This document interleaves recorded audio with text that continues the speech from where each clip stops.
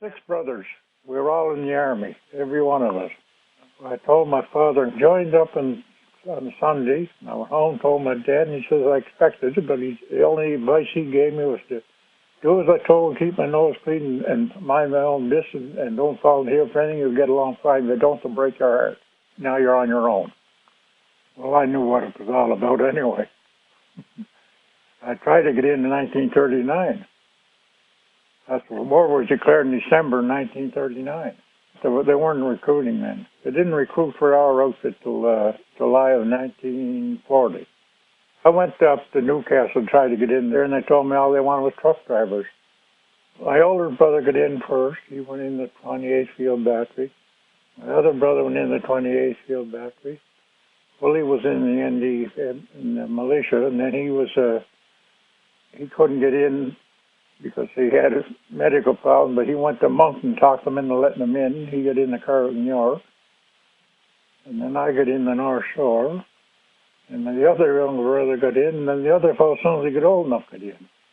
But he tried to get in before he was old enough, and they caught up. He even used my brother's certificate, birth certificate, trying to get in, and they caught up with him.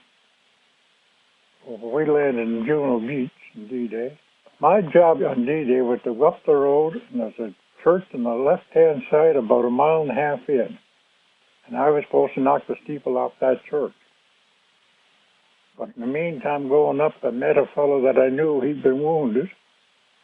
So I stopped and bandaged him up a bit and sent him back. But before that, we landed on D-Day, and the first thing they told me my young brother had been wounded, hit in the head and the leg. So I asked him where he was, and they told me, so I sneaked over and saw him. And I told him to go back to England and stay there, but he told me to be back, and he did come back. That night I met a French civilian and his daughter. And I had to go see their home where it had been bombed and the roof was off it. And they kept insisting I go see where they lived. I said, where are you going to stay tonight? They said, right here. But I understood what they were saying in a way, and they understood me a bit, but not too much. Well, we didn't have much food in D-Day, thanks. We carried our own food. We had hardtack and bully beef, but we weren't eating that day. We were too busy. We cooked our own food. What we liberated was better, but the other stuff you could subsist on it, but you wouldn't want it. But we liberated food for ourselves. It was a hot day, and I had a cigarette, and I was walking by, and I saw him looking. So I said, would you like one? He said, yes. So I said, okay, and I gave him one. And he said, could I get some water somewhere? I said, you got no water? He had a water bottle. He says, no. So I gave him mine and said, here, have a drink. So I gave him a drink. Then I got talking to him. And he was educated in England. He had gone back home, and they drafted him in the army. He says, I'm just doing what I have to do. I said, I agree with that. You're doing your job. That's all there's to it. But he was worrying about what was going to happen to him. He's going to be able to write home and so on. And where are we going? I said, well, I've got to send you back.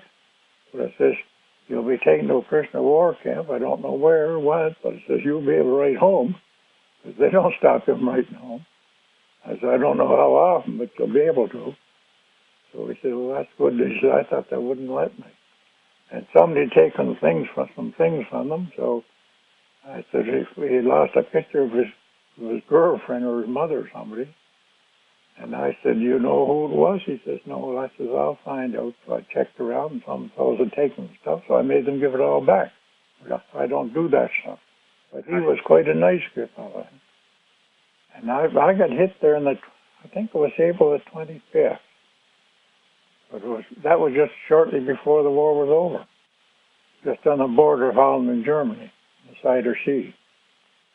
But that was a bad battle. There were a lot of 88s and a lot of fire, and they were desperate, so they were doing everything they could. But I think that's where the Hitler Youth really came into it. And they were like madmen. You couldn't talk to them, you couldn't reason with them.